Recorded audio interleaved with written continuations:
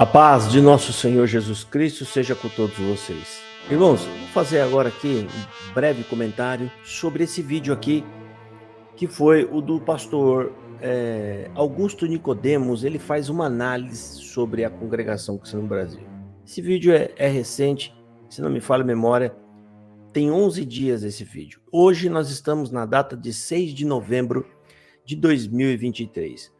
O Augusto Nicodemos reuniu ali algumas informações para fazer uma abordagem sobre a congregação cristã no Brasil. Isso não como é que eu posso dizer, exclusivo da CCB que ele faz. Eu já vi ele fazer de todas as outras seitas e outros movimentos. Isso aqui é bem comum, ele a falar e orientar e alertar a membresia da igreja dele, ok? E eu quero dizer, né, eu assisti tudo acompanhando e eu já quero dizer que foi simplesmente fantástica a análise que o pastor Augusto Nicodemos fez, rapaz. Eu convido vocês a assistir, certo? Ele trouxe algumas informações ali que são as seguintes, que eu até anotei aqui, foi o que ele foi buscar e reunir. Os 12 pontos de doutrina da fé da CCB, que é a espécie de confissão de fé, o estatuto da congregação, o site, a biografia do fundador, Luiz Franciscon, e algumas informações dos membros, dos ex-membros da igreja. Por que ele foi buscar algumas informações com os ex-membros? Porque na congregação existe a crença e a doutrina oral, que não está escrito em documento. Como aconteceu essa crença oral da congregação cristã no Brasil? É através dos tópicos de ensinamento da congregação cristã no Brasil, que agora, né, as pessoas estão tendo acesso a alguns. Mas por décadas e décadas, tá, os anciãos chegavam nas comuns, que são as igrejas, com o papel na mão, que eles traziam do Brás, e eles liam para o povo e iam embora. Ninguém recebia uma cópia. O povo não recebia uma cópia na mão, tá aqui a cópia, segura aqui, isso aqui. Ou seja, era passado oralmente os novos ensinamentos. E o povo ia embora e estava tudo certo e ficava assim. Então isso criou uma doutrina oral, ou seja, ensinamentos que o povo vai adquirindo que não se tem acesso. Tá? Então existe a necessidade, sim, do pastor Augusto Nicodemos ir buscar, né, algumas informações nos membros da igreja também, e aí nesse caso os ex-membros, que é quem vai querer falar, né? Até porque a congregação real, que é a congregação oral, ela é a congregação verdadeira, tá? Tem muita coisa nos documentos aí que não vai para frente, porque a gente sabe que não representa de fato a congregação. Inclusive ele faz uma comparação sobre isso que eu estou falando. Ele diz que no papel parece jóia a igreja, parece uma igreja alinhada com o cristianismo mesmo, evangélica. Mas na prática, na realidade, na prática, ela é totalmente diferente do que vocês lê nos artigos de fé. Exemplo, ele fala, a Igreja Universal. A Igreja Universal, quando você vai pegar lá os pontos de fé e crença, você vai ver uma coisa. A Igreja Universal é exatamente a ideia da congregação cristã no Brasil. Ou seja, no papel você vai ver lá a igreja, joia, uma igreja evangélica, na prática, totalmente diferente, né? A teologia da prosperidade com com bastante impacto, né? Misticismo e aquele punhado de coisa. A congregação acontece o mesmo fenômeno com ela, tá? Ela parece uma igreja cristã genuína, mas quando você vai ver na prática, ela é totalmente fora, tá? Então, o Augusto Nicodemos fez uma análise fantástica, trazendo informações reais. Só tem um ponto, né, que ele trouxe. Não é que ele deu a informação errada, né? Ele deduziu. Foi apenas uma dedução quando ele falou sobre a ceia, se era vinho ou suco, né? Ele falou assim, eu acho que é suco, mas é vinho, né? Por que ele fez isso? Porque ele partiu da premissa, como sendo uma igreja pentecostal, né?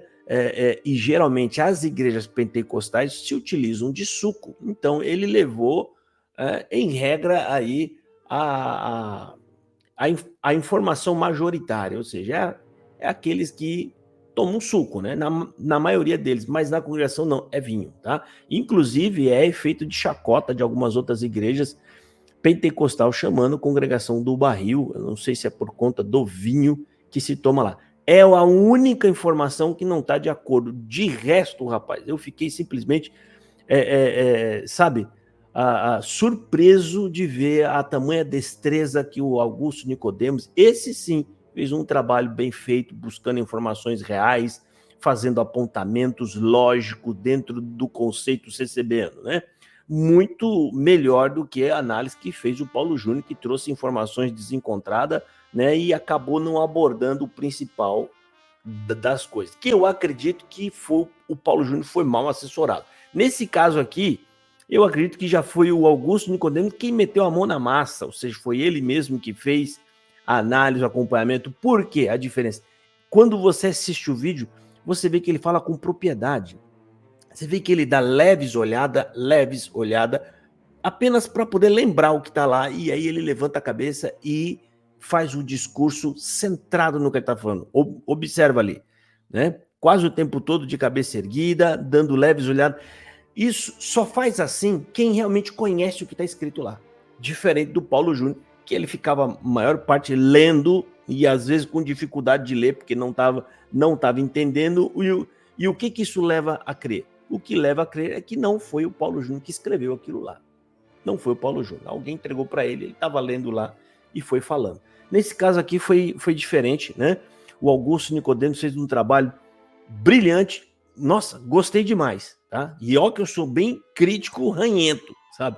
Mas ele fez um Augusto, parabéns, o pastor Augusto Nicodemos, né? Fez um trabalho, a análise dele, eu convido vocês, eu fiz alguns apontamentos aqui, tá? Alguns, poucos, tá? Porque tem aproximadamente 1 hora esse vídeo aqui, tem quase 1 hora, não chega a dar 1 hora, 58 minutos, eu acho, 59, e é muito bom, eu recomendo que vocês assistam, tá? Ele fala, né, sobre as fontes de informações que ele pegou para poder falar sobre isso, né? Ele fala o motivo, por que falar da Congregação Cristã no Brasil? Porque é uma das maiores igrejas do Brasil, uma das maiores igrejas pentecostais do Brasil. Aí ele vai buscar algumas informações lá, né? E ele faz um apontamento interessante. Os assuntos que eu coloquei aqui são apontamentos interessantes que ele levantou, tá? Que é o que a gente tem falado aqui também em alguns momentos, sobre a Congregação Cristã no Brasil não mantém registro de seus membros, né? Aí fica difícil eles saberem exatamente qual é o tamanho ou a proporção da Congregação Cristã no Brasil. Foi uma coisa boa que ele levantou aqui a questão. A base da crença da CCB, outro ponto que ele levanta, consiste no sentir a presença de Deus. É um povo sensitivo, né? Tem que sentir a presença de Deus, né? O que já torna a congregação. Olha só a diferença dos pontos de doutrina para a CCB real. Aí já entra na parte mística da coisa, né? Você precisa ter uma experiência ou uma sensação da presença de Deus. Outra parte que ele faz um apontamento sobre o fundador da Congregação Cristã no Brasil, o Luiz Franciscon, que disse ter ouvido uma voz de Deus dizendo que ele não tinha obedecido o mandamento por mergulho, ou seja, batizar por imersão, que é algo estranho ele dizer que Deus cobrou ele por 2 vezes dizendo: você não obedeceu a este mandamento, né? E aí ele coloca como mandamento. É estranho porque é um mandamento que não é claro na Bíblia.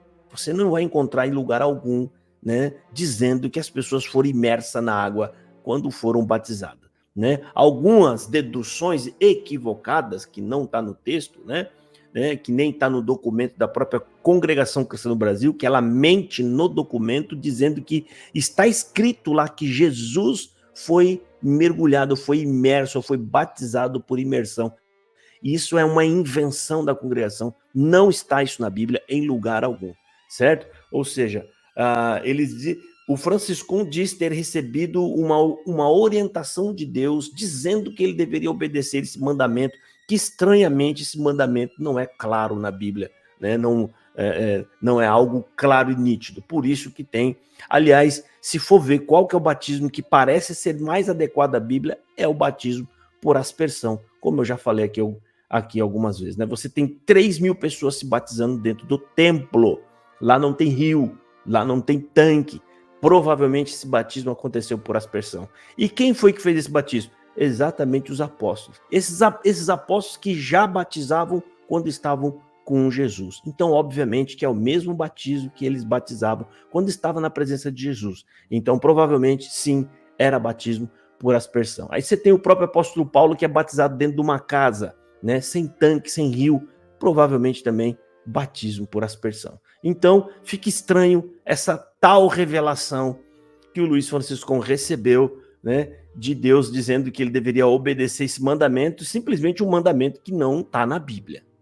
Estranho isso. Outra parte importante que o pastor aborda, que ele levanta a questão, é na hora da pregação da palavra. Ele fala que vocês têm que estar em comunhão na igreja para receber a palavra, e na hora da pregação você tem que estar ainda mais em comunhão ainda, porque você tem que receber o lugar que você vai ler e receber a pregação, né? Ou seja, você vai receber por divina revelação essas duas coisas. Outra coisa que o pastor Nicodemos aborda interessante, e ele mostra uma incongruência nos documentos, é que em determinado documento diz que a autoridade na igreja é o Espírito Santo, e que as pessoas estão na liberdade do Espírito Santo. Quem vem de fora ouve isso e fala, meu Deus, aqui então quem manda é o Espírito Santo. Só que em outros documentos fala que há juízo dos anciões. Ou seja, o Espírito Santo pode fazer o que quiser, depende se os anciãos autorizar. Então, lá como eles falam que tem que vigiar para que ninguém faça uma manifestação contrária ao evangelho, fica estranho isso, uma vez que você não sabe, né? Como lá tudo é por revelação, é o Espírito Santo que vai trazer uma nova mensagem, como é que você vai questionar alguém que diz estar recebendo uma revelação de Deus? Os anciões não são questionáveis, eles não podem. A revelação é de Deus. Agora, a membresia, não. A membresia, quem decide se o que você está dizendo é de Deus ou não, são os anciões. Então, fica esquisito, né, essa disparidade aqui, né? Diz que tem liberdade do Espírito Santo, contudo, essa liberdade ela está no controle dos anciões. Ou seja, é liberdade, mas nem tanto assim. Outra parte interessante que ele fala, que ficou até engraçado, ele fala que você tem liberdade no Espírito Santo para poder falar, contanto que você seja ancião mais velho. Ou seja, a liberdade não é lá essa liberdade, né? Não é tal liberdade. Ou seja, é um documento bonito, enfeitado, né, para as pessoas verem, mas na prática você vê que não tem nada disso. O Espírito Santo não tem liberdade nenhuma lá. O que toma conta na congregação é mesmo